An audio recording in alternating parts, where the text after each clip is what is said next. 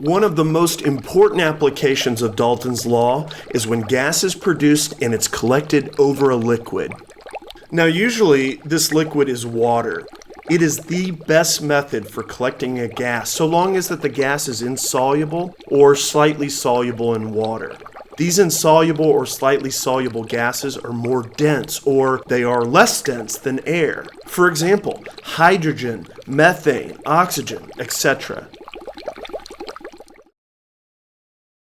In this example, we have a test tube that's filled with hydrochloric acid.